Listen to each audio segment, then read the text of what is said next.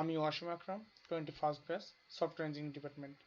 আজকে আমি দেখাবো প্রি রেজিস্ট্রেশন সফটওয়্যার ব্যবহার করে কিভাবে প্রি রেজিস্ট্রেশন করতে হয় এবং আমার যে পেইড অ্যামাউন্ট সেটা আমি পে করছি সেটা আমি কিভাবে আমার অ্যাডভাইজারকে জানাবো। প্রথমে আমি লগ ইন করবো, কিন্তু আমার আগের ভিডিওতে আমি দেখিয়েছি কিভাবে স্টুডেন্ট অ্যাকাউন্ট অ্যাক্টিভেট করে, সেজন্য আমি এখানে দেখাচ্ছি না।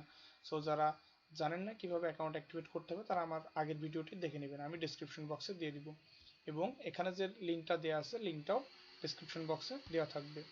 সো আমি এখানে লগ ইন বাটনে ক্লিক করব এবং এখানে চলে আসবে। এখানে আসার পরে আমি আমার স্টুডেন্ট ইমেল আইডি দিব এবং এখানে আমি আমার পাসওয়ার্ড দিব।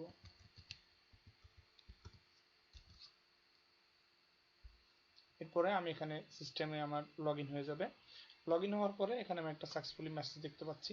সো এখানে যেটা এখানে আমি উপরে কিছু ট্যাব কিছু বার দেখতে পাচ্ছি। সো এগুলো আমার যেটা বোঝাচ্ছে, ফার্স্ট একটা এক্সিস্টিং ওয়েবার, পরেরটা কোভিড-19 এবং total weber amount for summer 20।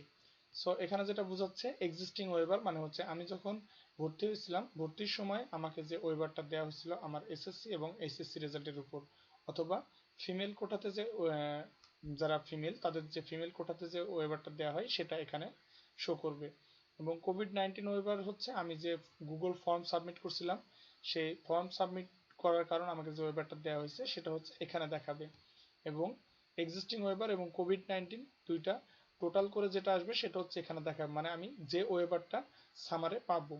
আর এখানে অ্যামাউন্ট বলতে যাদেরকে কোভিড-19 বা এক্সিস্টিং ওয়েবার এর কোনোটাই দেওয়া হয় নাই তাদেরকে একটা অ্যামাউন্ট দেওয়া হবে, সেই অ্যামাউন্টটা এখানে অ্যামাউন্ট বক্সের এখানে দেখা যাবে। আর এখানে টোটাল আমি সামার 20তে কোন ওয়েবার পাচ্ছি কিনা সেটা আমাকে দেখাবে। সো এখানে এটা গেল, যেহেতু আমি ওল্ড ডিস্ট্রিক্ট মানে আমার সবকিছু শেষ, আমাকে এখানে কোনো কিছু দেখাচ্ছে না। আর এখানে আমার ডিটেলস, আমার বাম পাশে আমি আমার ডিটেলস ইনফরমেশনটা দেখতে পাচ্ছি। এখানে আমি আমার ইনফরমেশন দেখতে পাচ্ছি এবং এখানে আমি আমার অ্যাডভাইজারির ইনফরমেশন দেখতে পাচ্ছি। সো এখন দেখাবো কিভাবে কোর্স অ্যাড করব। সো এখানে ফার্স্টে আমি কোর্স লিস্টে ক্লিক করব। এখানে আমি র্যান্ডমলি কিছু কোর্স সিলেক্ট করতেছি। এই যে এখানে আমি র্যান্ডমলি কোর্স সিলেক্ট করছি। সো এখানে এরপরে আমি এখানে আমার সেকশন চুজ করব। সেকশন চুজ করার পরে এই যে এরপরে আমি সাবমিট কোর্স করব, কিন্তু তার আগে আমি যে জিনিসটা দেখাতে চাচ্ছি যে আমি কত ক্রেডিট পর্যন্ত আমি এই সিস্টেম ব্যবহার করে নিতে পারবো। সো দেখি, এখানে স্ক্রল করলে আমি অনেক কোর্স নিতে পারবো। এখানে যদি আমি চাই এখন আমি সার্চ করে কোর্স নিব, যেমন আমি ম্যাথমেটিক্স নিতে চাচ্ছি, ম্যাথমেটিক্স সার্চ দিলে চলে আসবে যে ম্যাথমেটিক্স।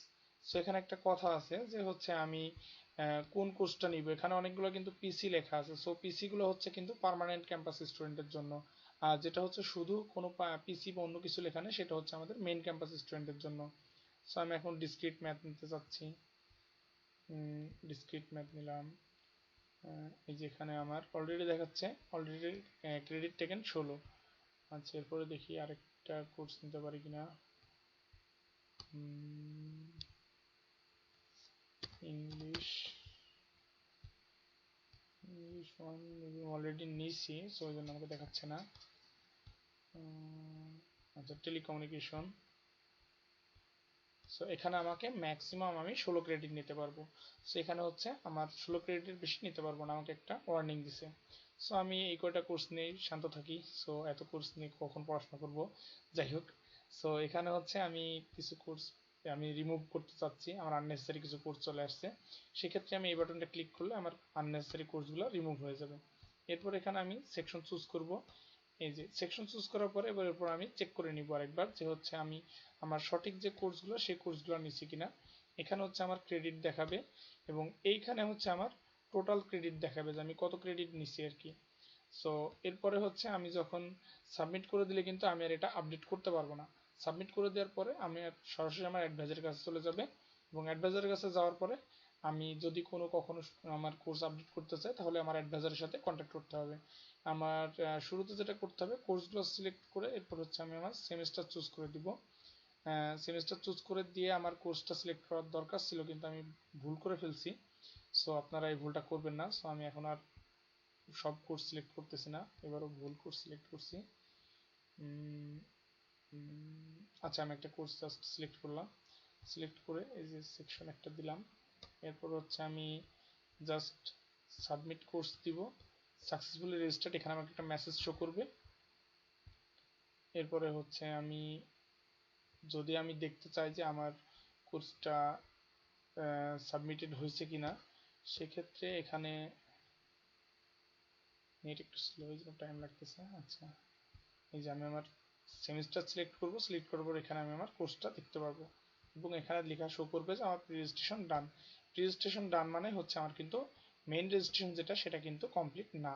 সো তার জন্য আমাকে যেটা করতে হবে এখন হচ্ছে আমি ইয়ে অ্যাকাউন্টসে আমি যে টাকাটা পেড করছি বা করি নাই সেটা হচ্ছে আমাকে এই মেসেজ বক্সের মাধ্যমে জানাতে হবে। সাপোজ আমি হচ্ছে আমার কোনো সমস্যা হয়েছে যে কারণে আমি আমার কোনো টাকা পেইড করতে পারতেছি না, সেটা আমার নট পেইড এড দিয়ে এখানে একটা মেসেজ আমি আমার অ্যাডভাইজারকে জানিয়ে রাখতে পারি যে আমার এই সমস্যার কারণে আমার অ্যামাউন্টটা পে করতে কিছুদিন সময় লাগবে। সেক্ষেত্রে আমি এখানে একটা মেসেজ লিখতে পারি যে হচ্ছে সাপোজ যে আমি বাংলিশে লিখতেছি,